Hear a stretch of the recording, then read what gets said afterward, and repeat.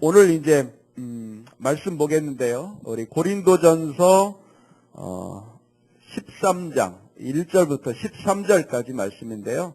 오늘 어떤 말씀인가 기대하는 마음으로 말씀 같이 읽겠습니다.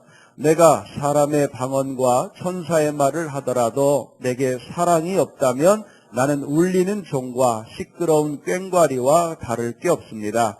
내가 예언하는 선물을 받고 모든 비밀과 모든 지식을 헤아리고 또 산을 옮길 만한 믿음을 가지고 있다 하더라도 내게 사랑이 없다면 나는 아무것도 아닙니다.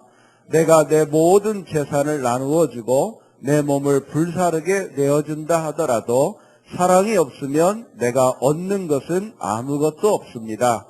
사랑은 오래 참습니다. 사랑은 친절합니다. 사랑은 시기하지 않습니다. 사랑은 자랑하지 않습니다. 사랑은 교만하지 않습니다. 사랑은 무례히 행동하지 않습니다. 사랑은 자기 유익을 구하지 않습니다. 사랑은 쉽게 성내지 않습니다. 사랑은 원한을 품지 않습니다. 사랑은 불의를 기뻐하지 않고 진리와 함께 기뻐합니다. 사랑은 모든 것을 덮어주며 모든 것을 믿으며 모든 것을 소망하며 모든 것을 견뎌냅니다.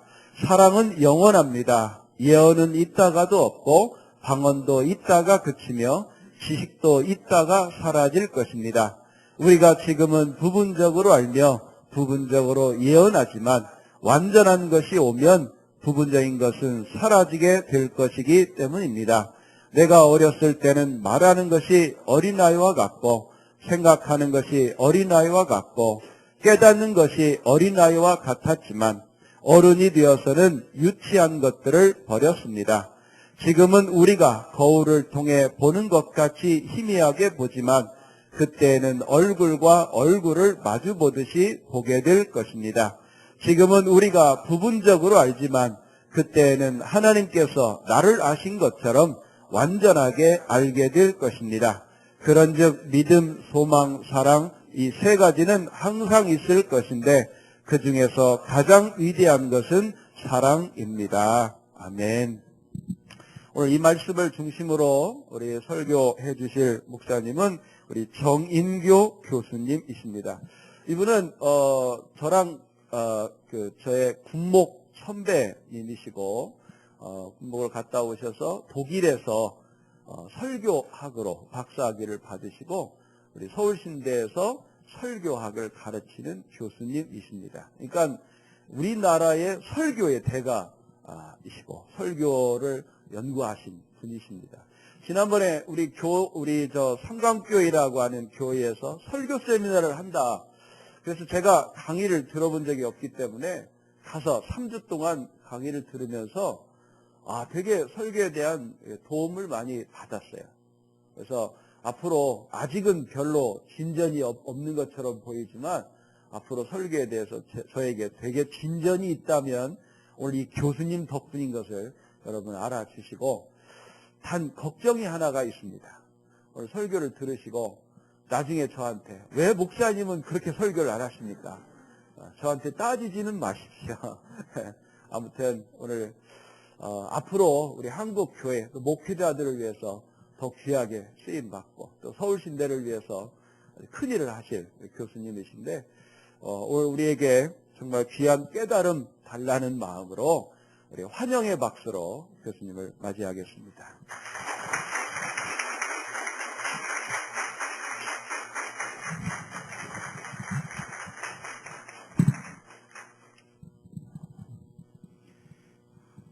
할렐루야. 여러분과 함께 예배하도록 인도하신 하나님을 찬양합니다. 서울신학대학교는 기독교에 대한 성결교회의 목회자를 양성하는 기관입니다. 제가 서울신학대학교에 17년째 교수로 봉직하면서 여러 가지 일이 있었지만 그럼에도 불구하고 학교가 하나님의 은혜 안에 잘 서서 진행되는 것은 잘 몰랐는데 오늘 예배 드리면서 그런 깨달음이 왔습니다. 서울신학대학교 교문에서 불과 50m 떨어진 곳에 기독교 대한 성결교회 분이엘교회가 지난주까지 있었고 이번 주부터 행복해지는 교회가 있습니다. 작은 공동체지만 뜨거운 열정과 복음의 다이너마이트를 느낄 수 있었습니다.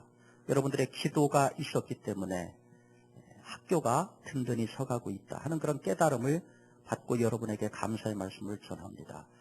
우리 정은일 목사님하고는 성도 같고, 물론 보니까 진주정 씨더라고요.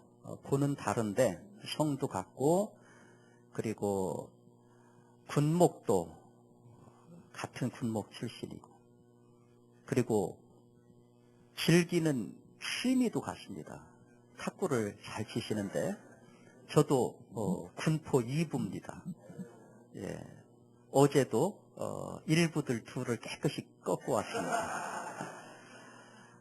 목사님하고는 정식으로 암교라고 하는데 아마 좋은 게임이 될 것 같습니다.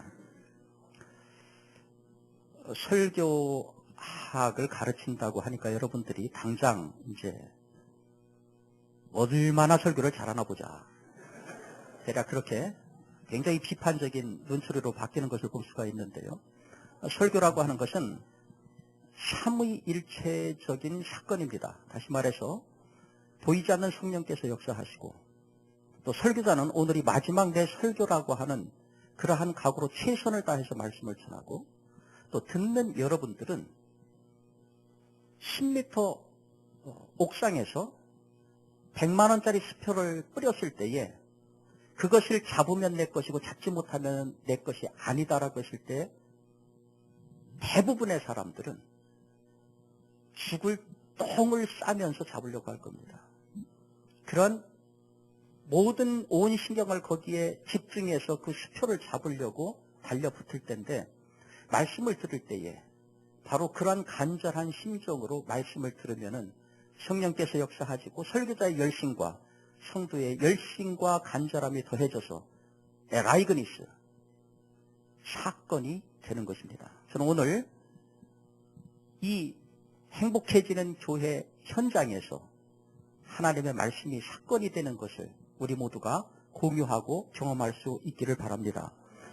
제가 올 적에 전철을 타고 왔습니다. 전철 타고 오면서 보니까 절반의 사람들이 등산복을 입고 있었습니다. 수많은 사람들이 오늘 좋은 날씨에 등산을 갑니다.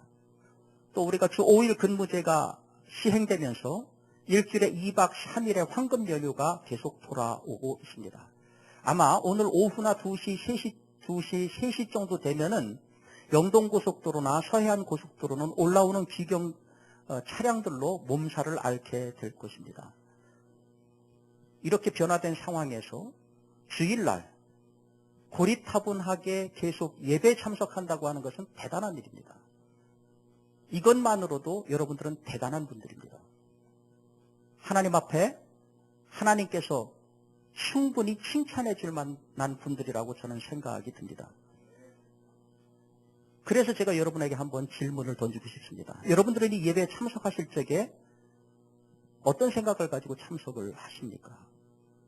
여러분들은 이 예배에 참석하실 적에 어떤 기대가 있습니까?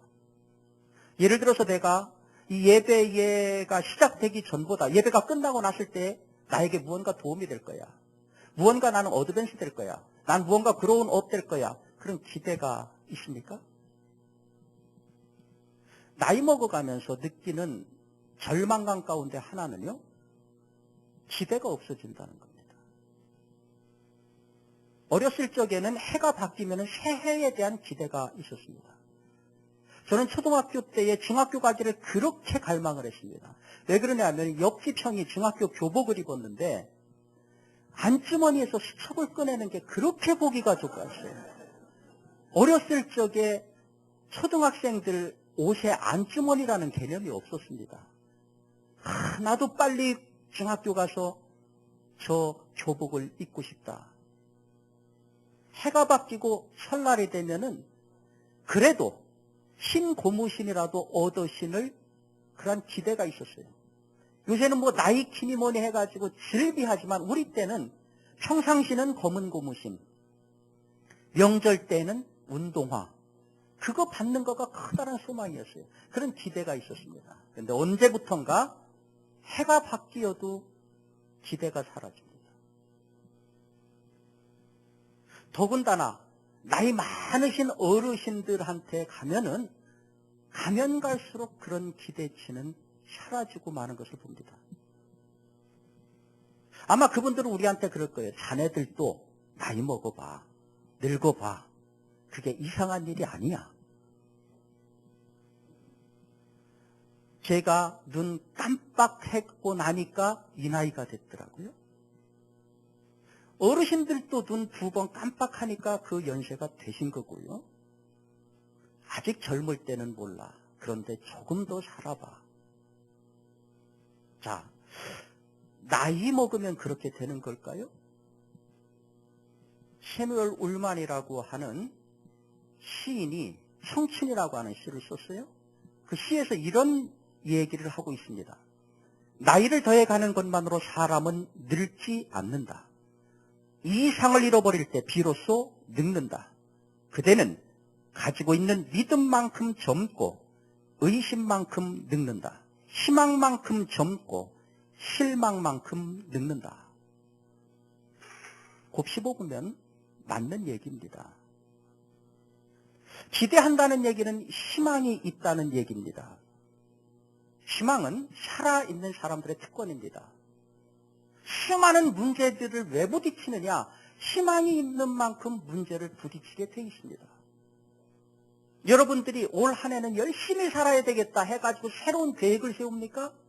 그 계획 때문에 문제가 생깁니다. 아침에 일찍 일어나야지. 아침에 일찍 일어나기 힘든 문제가 생깁니다.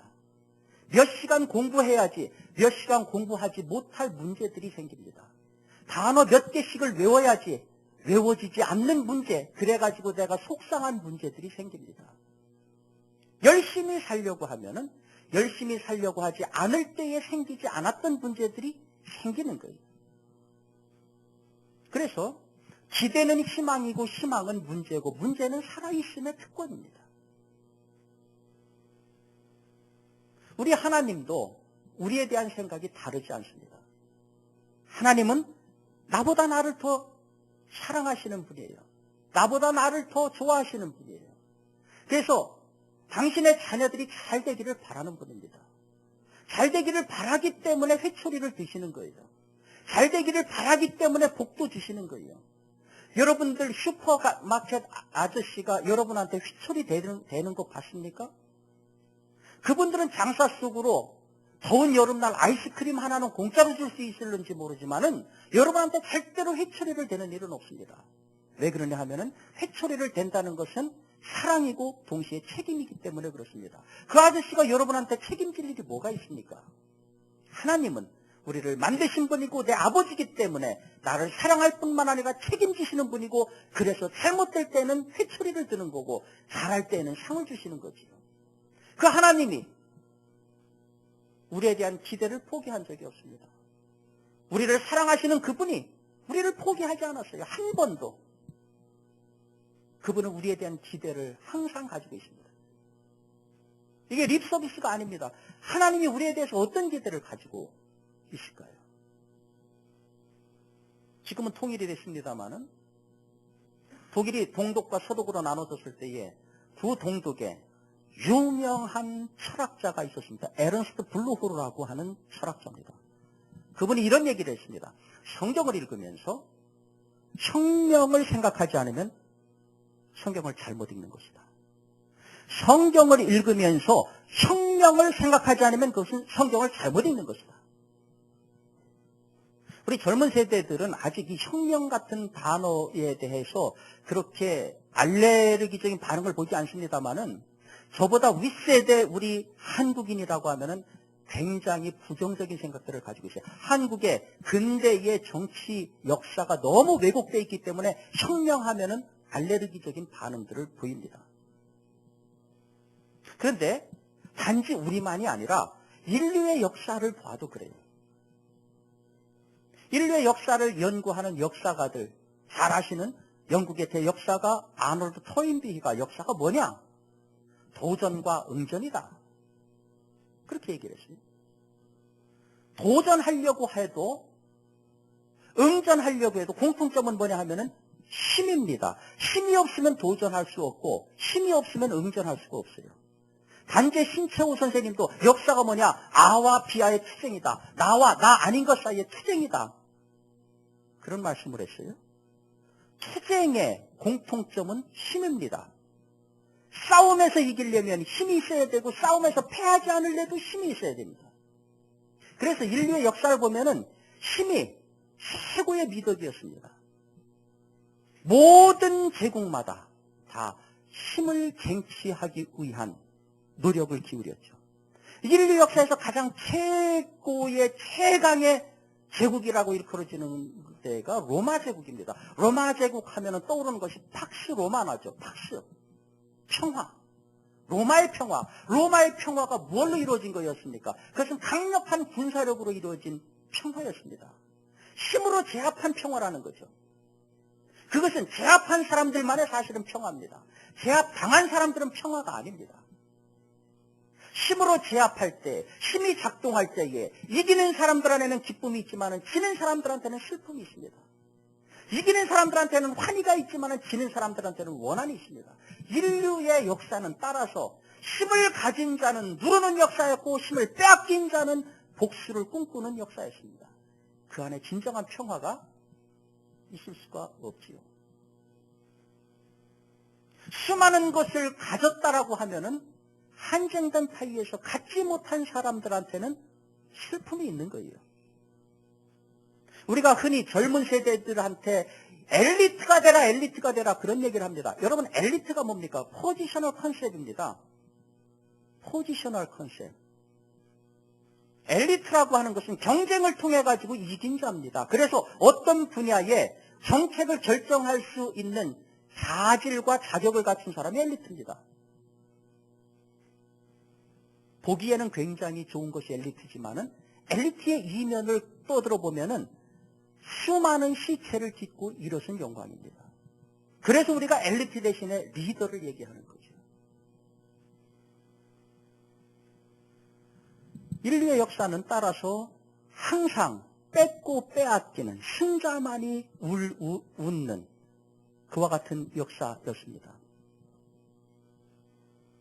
하나님께서는 이것을 뒤엎어버리고 싶어 하시는 겁니다. 인간이 들어가는 곳마다 행복이 깨지잖아요. 가진 자만 웃잖아요. 그리고 가진 자는 항상 소수입니다. 하나님은 이런 구도를 못 참아 하시는 거예요. 그래서 에른스트 블루흐가 성경을 읽으면서 혁명을 생각하지 않으면 성경을 잘못 읽는 것이다라고 하는 얘기를 곱씹으면서 성경을 보면은 성경은 하나님의 뒤집는 역사입니다. 부패로부터 뒤집는 역사, 얼룩진 것으로부터 탈색하는 역사. 그 하나님께서 궁극적으로 마지막으로 해답을 주신 것이 예수 그리스도시죠. 예수 그리스도는 가장 강력한 마크트 힘을 가진 분이었습니다. 그러나 그는 그 힘을 내려놨습니다. 그리고 스스로 낮아지셨습니다. 모든 사람들이 움켜쥐려고 할 적에 예수님은 다 손을 내미셨습니다. 모든 사람들이 높아지려고 할 적에 예수님은 스스로 낮아지셨습니다. 모든 사람들이 시험을 뽑으려고 할 적에, 그리고 시험을 뽑는 것이 힘이라고 생각할 적에 예수님은 스스로 시험을 뽑으라고 턱을 내미셨습니다. 시험이 뽑혀지는 것, 이거가 힘이라고 하는 것을 보여주신 분입니다. 하나님께서 제시한 솔루션, 인간을 구원할 솔루션이 예수 그리스도고, 예수 그리스도가 가져온 혁명의 방법은 바로 사랑이었습니다. 오늘 하나님께서 우리에게 대한 기대가 있다라고 하면은 그것은 바로 예수 그리스도를 구주로 고백하는 우리들이 하나님의 혁명의 방법, 그 사랑에 동참하는 것입니다. 만약에 여러분들이 예배에 참석하면서 무언가 나아지기를 원하는 것이 있다라고 하면은 그것은 바로 여러분들이 지금까지 생각해왔던 인생에서 성공하는 것, 인생에서 승리하는 것, 그 원칙을 버리고 하나님의 원칙에 조인하는 겁니다. 그래서 사랑이 너무너무 소중한 거예요. 자, 오늘 성경을 보면은요, 1절부터 3절까지를 보면은 최상급을 씁니다. 그리고 최상급을 부인해버립니다. 사랑이 없으면. 자, 1절을 우리 다 같이 한번 한 음성으로 읽도록 하겠습니다. 1절입니다. 시작. 13장 1절 고린도서 시작.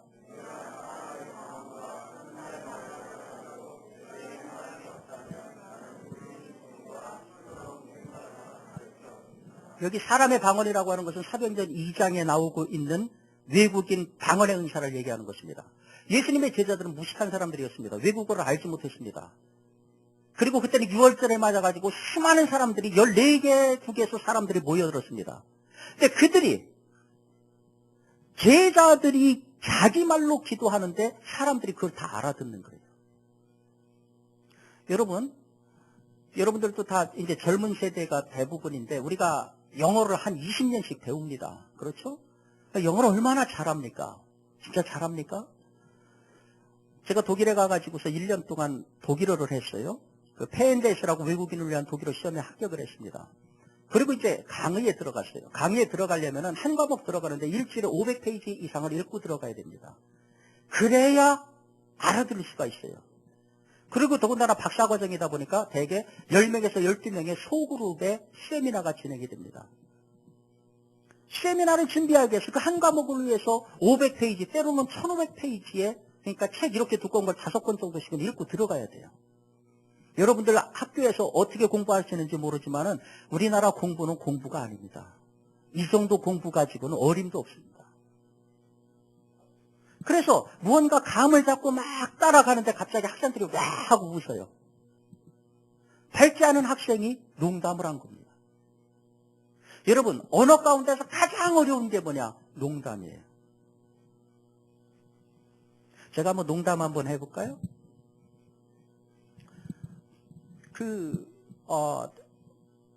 우리 미국에서 활동하던 그 자니 윤이 했던 농담이에요. 자니 윤이 TV에서 이런 농담을 했어요. 우리가 알기에는 아메리카 대륙을 발견한 것이 그 콜럼버스라고 알고 있지만은 그렇지 않다. 원래는 중국인들이 발견을 했다. 중국인들이 가가지고서 발견해서 거기 다 가보니까 사람들이 전부 인디언들이 다 벗고 생활하는 거예요. 그래서 그냥 돌아왔다. 여러분은 지금 아무도 안 웃습니다. 그렇죠? 아무도 안 웃습니다. 저도 당연히 안 웃었어요. 왜 안 웃기니까. 그런데 미국인들은 그 말을 듣고서 그냥 막 포복절도를 하는 거예요. 왜 그런지 아십니까? 중국인들이 가장 많이 하는 것이 세탁소이기 때문에 그렇습니다. 전부 충청도, 저도 충청도, 여러분, 충청도가 사실은 느리지 않아요. 되게 빨라요. 예? 되게 빠릅니다. 예를 들어서 보신탕 먹으러 가실까요? 충청도 발음은 간단한 개쇼? 하면 얼마나 빠릅니까?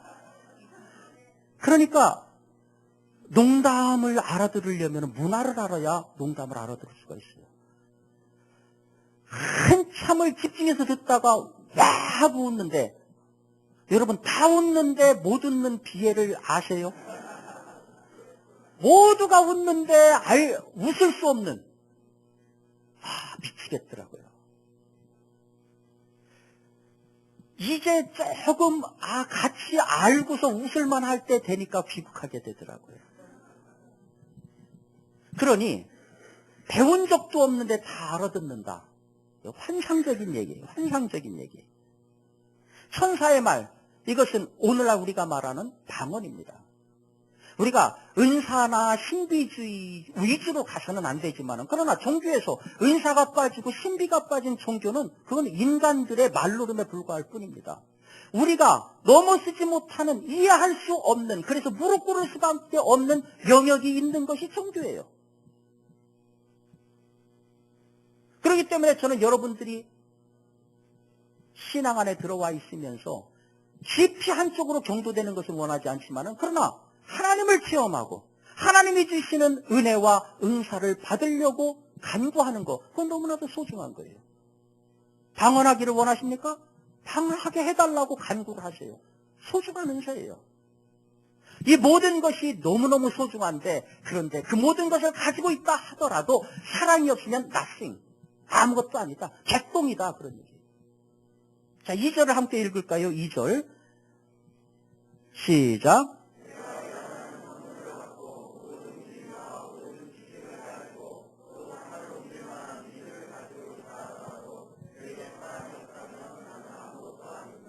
믿는다는 것과 안다는 것은 영원에 해결되지 않는 화두와도 같습니다.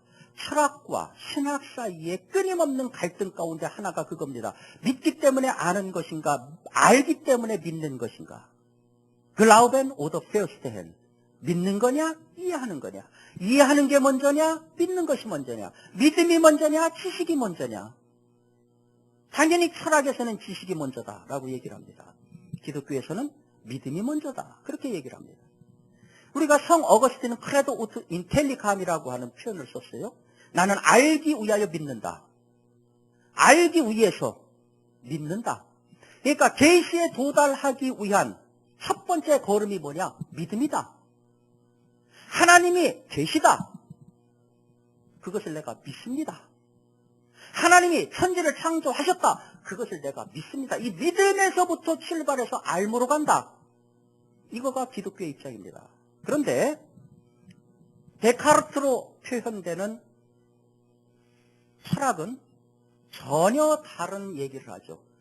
코기토 에로구숨. 많이 들어본 얘기죠. 나는 생각한다. 그로 존재한다. 사실은 나는 회의한다가 원어입니다. 나는 회의한다. 그러니까 인식으로부터 출발해서 믿음으로 간다는 얘기입니다. 알기 때문에 믿는다라는 거예요. 알기 때문에 믿는다.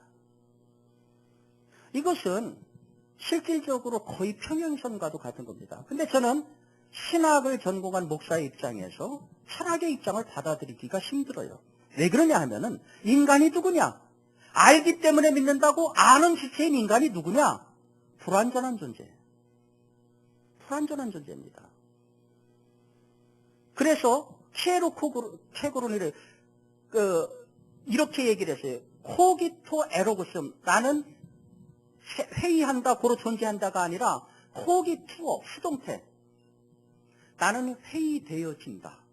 나는 생각되어진다. 누구에 의해서? by God. 하나님에 의해서 생각되어지는 존재다. 그래서 내가 존재한다. 체로책으로는 코기토를 이렇게 바꿨습니다.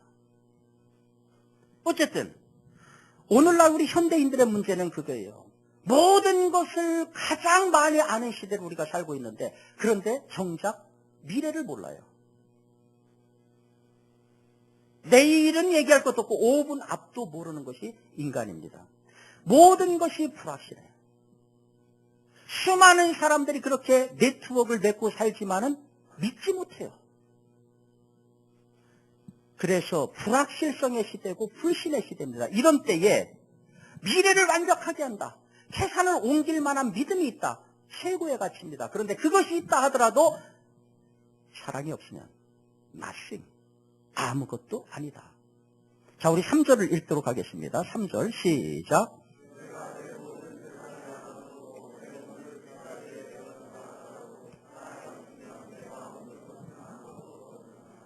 자, 여러분들도 그렇고 우리도 그렇고 우리 대한민국이 앞으로 여러분들은 특히 이제 젊은이들이 많기 때문에 대한민국을 끌고 갈 다음 세대입니다.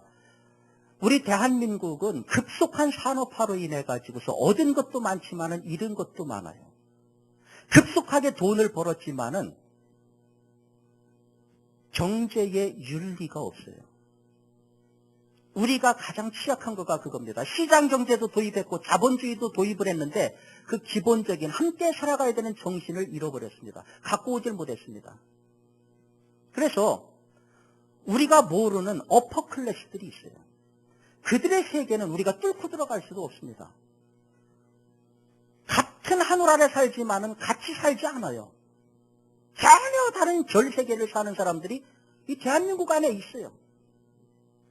그들은 경제가 나빠지면 더 좋습니다. 왜 그러냐면 독점적인 지위가 올라가기 때문에 더 좋습니다. 미국은 자본주의의 중심입니다. 가진 자와 갖지 못한 자의 극한이 벌어져 있는 사회입니다. 프롤레타리아 혁명이 일어나도 여러분 일어나야 되십니다. 그런데 그 세계는 그런 것이 일어나지 않았습니다. 그 간극을 무엇이 메꿔줬습니까? 부자들의 도네이션입니다. 그들이 가진 것을 풀었습니다. 그래서 갖지 못한 사람들과 함께 나눴습니다. 우리 한국이 앞으로 더 잘 살게 될 텐데 사회적인 이런 문제들을 해결하는 방법은 뭐냐? 가진 사람들이 의식이 높아지는 겁니다. 특별히 우리 믿는 사람들은 하나님을 향한 우리의 의무뿐만 아니라 우리 지갑 안에 들어와 있는 나보다 못한 사람들을 위한 분깃이 그 안에 들어있는 거예요. 그래서 이스라엘 사람들 자기들도 먹고 살기 힘든 때에 추수할 때 밭대기 한 구탱기를 반드시 비워놓도록 했어요. 그건 추수 못하게 했어요. 왜? 이 부분은 땅은 내 것이고 내가 땀 흘렸지만은 이것은 내 것이 아니다. 갖지 못한 과부들, 너보다 불쌍한 사람들의 몫이다. 그들이 가져가게 해라. 거기 이삭 떨어진 거 줍지 말아라. 그냥 놔둬라. 땅 없는 사람들이 와서 먹고 살도록 해라. 이게 기독교예요. 그렇다고 하면 하나님이 나에게 주시는 것, 그 안에는 하나님의 몫이 들어있고 나의 몫이 들어있고 다른 사람의 몫이 들어있는 거예요. 우리 성도들은 이런 부분에서도 앞장서 가야 됩니다. 저도 헌금 내는 거 외에 따로 매달마다 나가는 다른 돈이 있어요. 우리들은 그런 삶을 살아야 돼요. 대부분 그렇게 할 수 있어요. 그런데 내 모든 것으로 구제한다?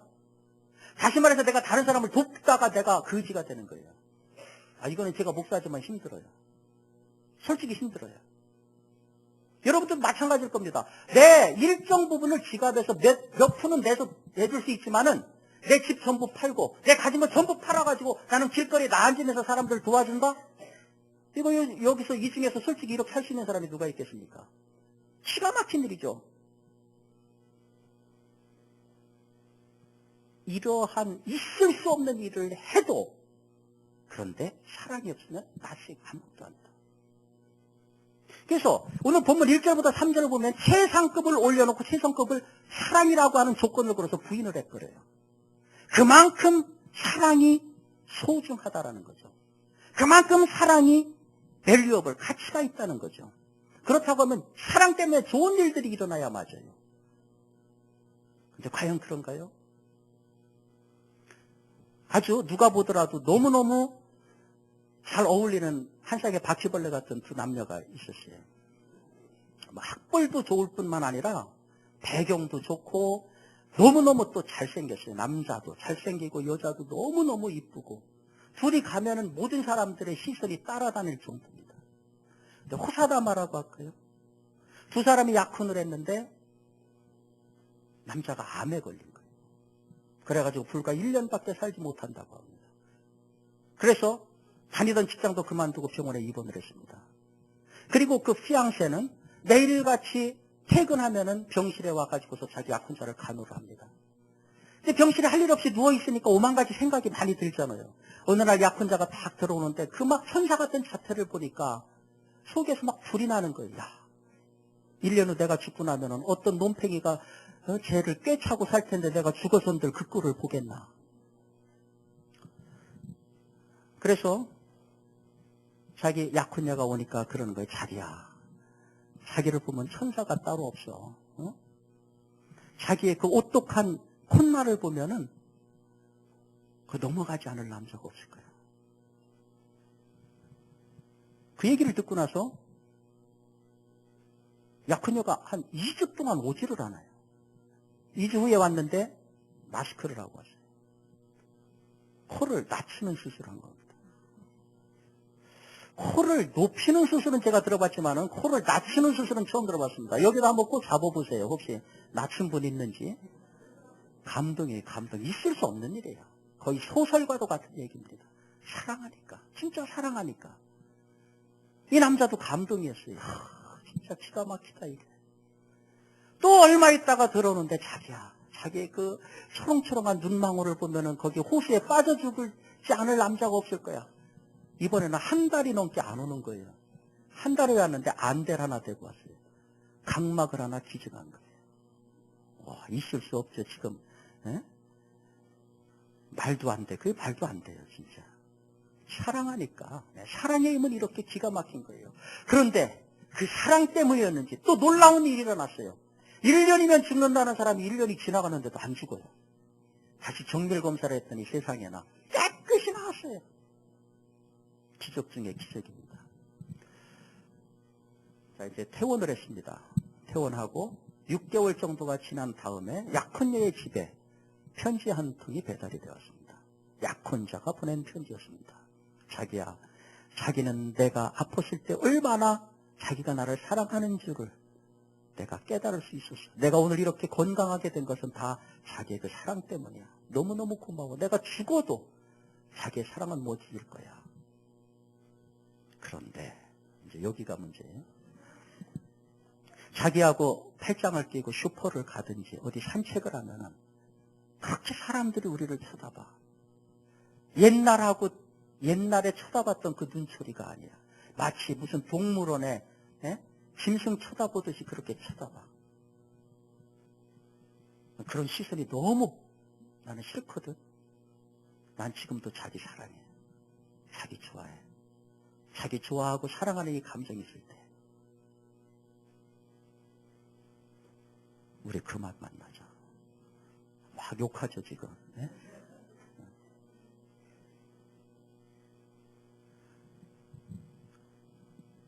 사랑한다는 이유로 사람들이 슬퍼합니다. 사랑으로 얽히지 않았을 적에는 건강한 간격을 두고 서로 리스펙트하고 존경하고 했는데 사랑하면서 싸우고 사랑하면서 상처를 주고 심지어 사랑하면서 목숨을 잃게 되더라는 거죠. 이런 얘기를 너무너무 비일비재하게 됐습니다. 이게 남녀 간의 문제만이 아니에요. 우리 가정을 보더라도 마찬가지죠. 즐거운 곳에서는 날 오라 하여도 내 쉴 곳은 내 집뿐이다. 그 집에서 애들이 막 뛰쳐나가요. 가출을 해요. 애들만 가출하는 게 아니라요. 주부들이 1년에 1000명 이상이 가출을 합니다. 통계가 그래요. 대부분의 경우가 배우자로부터 폭력을 당해서 그리고 배우자가 이렇게 딴 살림을 차리거나 뭐 이렇게 부정을 해서 이제 그런 경우들이에요. 특별히 남편으로부터 맞아가지고 나가는 여자들이 그렇게 많아요. 근데 여러분 우리 여성 성도 여러분 너무 우리는 피해자야 그런 생각하지 마세요. 요새 남자들도 맞습니다. 네, 남자들도 맞아요. 50대는 이제 조기 은퇴를 하잖아요. 근데 조기 은퇴한 것도 모르고 부인이 깜빡 잊고 월급 안 가져온다고 맞는데요. 60대는 외출하는데 어디 나가세요? 물어본다고 맞는데요. 70대는 밥 3끼 다 꼬박꼬박 챙겨 먹는다고 맞는데요. 80대는 TV 리모컨 잘못 돌린다고 맞는데요. 90대는 아침에 눈 뜬다고 맞는데요. 참 우리가 보면은요, 이 중에서도 아마 결혼이 늦어지는 분들도 있고 그럴 거예요. 그 물어보면은 나는 내 운명적인 남자를 만날 때까지 그러다가 운명하는 사람이 많아요. 그리고 막 어떤 경우는 이 사람이야말로 내 운명과도 같은 존재다라고 하는데 그 사람 때문에 죽고 싶을 때가 한두 번이 아니잖아요. 아직 미혼자들은 이런 거 잘 모르는데 되게 그래요. 왜 사랑이 이렇게 소중하고 최고의 가치를 지니고 있으면서 왜 이런 부정적인 결과들이 우리 주변에 너무나도 많이 나타나냐 하는 거죠. 왜 그러냐? 사랑을 착각했기 때문에 그래요. 사랑은 어떤 필링으로 느끼는 겁니다. 필링으로. 운명적인 사랑이 올 때까지. 아니에요. 그렇지 않아요. 빨리 운명하는 게 나아요. 그거 아니라니까. 로마 대학의 의료팀이 연구를 하니까 인간한테는 그 사랑을 느끼게 하는 페틸 에틸알민이라고 하는 호르몬이 있다고 그래요. 그래서 이 호르몬이 평상시에는 작동을 안 하다가 어느 특정한 대상에 필이 꽂히는 순간 작동을 하는 거예요. 그래가지고 괜히 그 사람만 보면 막 얼굴이 붉어지고 가슴이 두근두근하고 또 심한 경우는 그 앞에서 말도 못하고 침을 흘리고 막 이런 경우들이 있어요. 왜 그러냐 하면은 페닐에틸알민 때문에 그런 거예요. 대개의 사람들이 결혼할 적에 동기가 이 페닐에틸알민이라고 하는 호르몬이 작동돼 가지고서 하는 거예요. 근데 문제는 뭐냐? 이 유효기간이 2년이에요, 2년. 2년만 딱 지나면은 그렇게 그냥 가슴이 두근거려, 가슴 안 두근거려요. 전혀 안 두근거려요. 예? 얼굴이 붉어지지도 않아요. 내가 당신을 그냥 왕비처럼 평생 그 손에 물 한 방울 안 묻히게 해줄게. 그리고 이제 뭐 고무장갑 박스채로 사다 주죠. 이게 삶의 현실입니다. 왜 그러냐? 전부 사랑을 잘못 알기 때문에 그래요. 그게 사랑이려니. 여러분, 하나님께서 예수 그리스도를 통해서 시도하신 혁명, 그 혁명의 내용이 사랑이라고 했을 적에 이런 사랑일까요? 오늘 우리가 성경에서 읽은 본문에 보면은 이거는 예수 안 믿는 사람들도 연애할 적에 많이 인용하는 사랑의 대헌장과도 같은 본문이죠. 여기 보면은 사랑에 대해서 모두 15개의 속성을 얘기하고 있어요. 하나하나가 정말 기가 막힌 내용들인데요. 그런데 이 사랑을 가만히 들여다보면은요, 두 가지로 구분이 됩니다. 이건 다 혼재가 돼 있어요, 사실은. 뭐냐 하면은, 사랑하는 사람이 상대방에 대해서 해야 될 일과 사랑하고자 하는 사람이 자기에 대해서 해야 될 일이 혼재가 돼 있어요. 한 항목이 두 가지를 같이 담고 있기도 하고 분리되어 있기도 해요. 예를 들어서 오래 참는다, 온유한다, 투기하지 않는다, 무례행치 않는다, 성내지 않는다, 모든 것을 참는다, 모든 것을 견딘다. 이런 것들은 다 상대방에 대한 태도입니다. 그에 반해서 자랑하지 않는다, 교만하지 않는다, 악한 것을 생각하지 않는다, 불의를 기뻐하지 않는다, 진리를 기뻐한다. 이거는 자기 스스로 먼저 챙겨야 되는 항목이에요.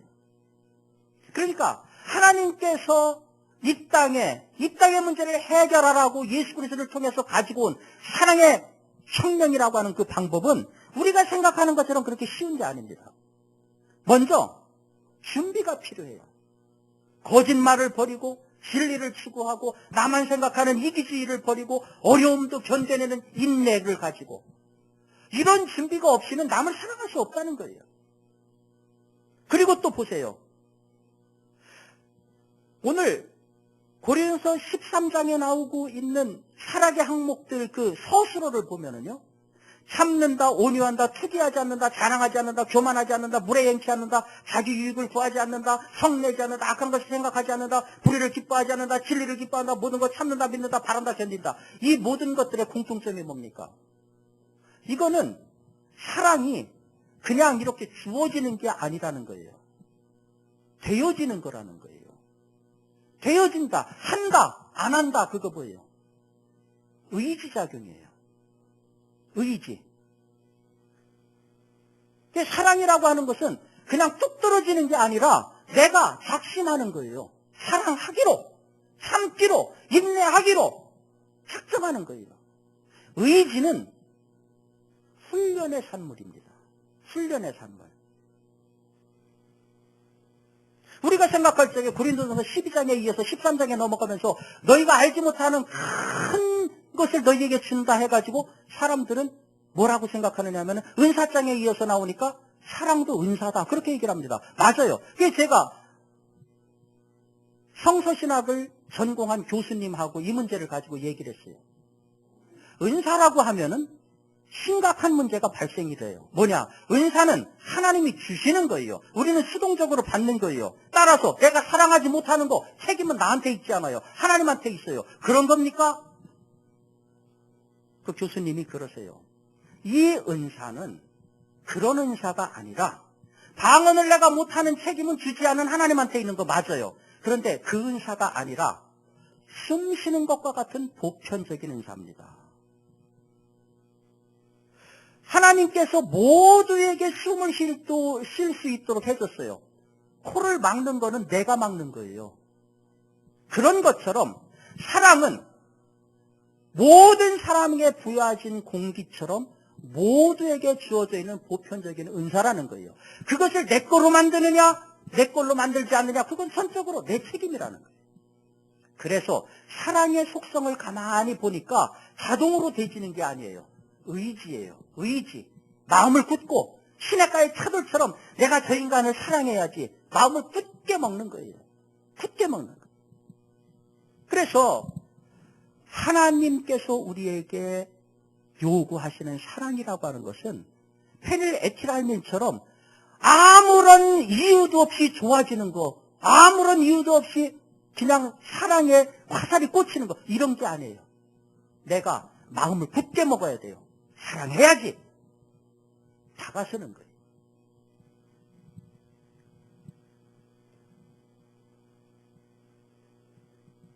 만약에 하나님께서 사람을 골라서 사랑했다고 하면은 여러분과 저는 굉장히 불쌍한 사람입니다. 왜냐하면 하나님한테 사랑받을 이유가 없기 때문이죠. 그 얘기는 무슨 얘기입니까?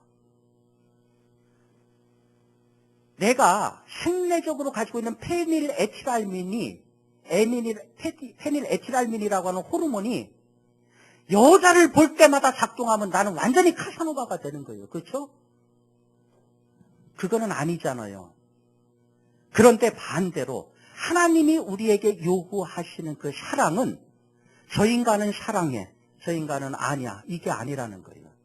내게 보내주시는 모든 사람을 영적인 카사노바가 돼서 다 사랑하는 거예요. 살다 보면은 진짜 저 인간하고는 말도 섞기 싫은 인간들이 있어요. 왜 없겠어요? 예? 막 교회 안에 들어와도 저 인간 내가 저 자리에 앉아야 되는데 꼭 그 자리 먼저 와서 앉는 인간이 있어요. 괜히 그런 것 때문에 싫어. 그리고 옷을 왜 저렇게 입어? 취향이 안 맞아. 프레주디스, 어떤 편견이 있어요. 편견 가지고 그 인간을 알지도 못하면서 싫어하고 선을 딱 그어놓는 것들이 많아요. 우리 교회 안에도 얼마든지 있어요. 하나님께서 만약에 이런 것 가지고 했다면 우리는 참 불쌍한 사람들이에요. 하나님은 그렇지 않았어요. 모두를 사랑하고 우리에게 똑같은 요구를 했어요. 모두를 사랑해라. 우리가 살면서 참 사랑해야 될 사람이 많아요. 사랑하기 힘든 사람도 많고 가족 간에도 그래요. 저도 결혼 28년 차가 됐거든요. 근데 살면서 이 사람한테 이런 게 있었나? 그게 어떤 때는 좋은 것도 발견이 되고 어떤 때는 진짜 같이 살기 싫은 것도 발견이 돼요. 그러면 반대로 집사람은 저한테 그렇지 않겠어요? 그럼 어떡할까요? 갈라실까요? 방법은 하나예요. 하나님이 내게 주신 사람. 마음에 안 드는 거, 그것마저도 내가 안고 가야지. 사랑해야지. 우리 가족 안에도 지금 우리 한국의 가장 커다란 문제가 가족입니다. 부부 사이가 완전히 소가 닭 보듯이 뭐하게 아무 느낌도 없어요. 그냥 2년 지나면 되게 그래요. 아무 느낌도 없어. 사랑해야지. 여러분, 사랑 외에는 이 땅을 구원할 방법이 없습니다. 가정을 고칠 수 있는 방법도 없고 부모와 자녀의 관계를 회복시킬 수 있는 방법도 없고 부부 사이를 회복시킬 수 있는 방법도 없어요. 교회 공동체도 마찬가지입니다. 사회도 마찬가지입니다. 어떠한 힘의 논리도 이 땅을 구원할 수가 없습니다. 여러분, 우리 입안에는요, 우리 몸에서 최고 딱딱한 거와 최고 부드러운 것이 공존을 해요. 최고 딱딱한 것은 이빨입니다. 가장 부드러운 것은 혀예요. 가끔 가다가 이 이빨로 혀를 씹으면은 얼마나 아픈지 몰라요. 왜 그러냐면은 순간적인 하중 압력이 1000kg, 1톤이라 그래요. 예, 순간 내 혀를 이빨이 딱 무는 그 순간에 하중이 1톤이에요, 1톤. 얼마나 아파요. 우리가 살다 보면은 치과를 많이 갑니다. 이가 아파가지고. 그렇죠? 근데 평생 가면서 우리하고 끝까지 가는 거는 이 딱딱한 이빨이 아니라 혀예요. 저도 이를 몇 개를 빼내고 지금 의치를 했는데요. 이 딱딱한 놈은 우리를 버리고 가요. 그러나 여러분들 치과 가가지고서 이빨은 뽑았지만 혀 뽑은 분이 있어요. 혀는 안 뽑아요. 네. 부드러운 사랑은 끝까지 가는 거예요. 자, 분이엘 교회에서 행복해지는 교회로 바꾼 첫 번째 주일에 제가 온 것이, 저는 오늘 말씀을 준비하면서 하나님이 참 좋은 매치를 해주셨다는 생각이 들어요. 여러분, 행복의 열쇠는 뭐냐? 사랑입니다. 사랑이 없으면 행복이 없어요. 그 안에 모든 것이 다 갖춰져 가지고서 백크뱀, 20인 백크뱀, 나는 쾌적해, I'm happy, 나는 행복해. 근데 그 문을 열고 들어가는 키는 사랑이에요. 저는 우리 교회가 분이엘이라고 하는 아름다운 이름, 그것도 너무너무 소중한 이름인데 행복해지는 교회로 바뀌었을 적에 1차적으로 이 안에 들어온 분들이 행복해질 수 있기를 바랍니다. 그리고 여러분들이 행복을 남한테 나눠줄 수 있기를 바랍니다. 그러려면은 열쇠는 하나예요. 사랑해야 돼요. 그리고 그 사랑은 자동으로 되지 않아요. 사랑하기로 굳게 마음을 먹어야 돼요. 굳게 마음을 먹으면 당할 자가 없어요. 그것이 하나님이 우리에게 기대하시고 요구하시는 혁명입니다. 사랑으로 뒤집는 혁명. 저는 행복해지는 교회에서부터 이와 같은 혁명이 퍼져나갈 수 있기를 바랍니다.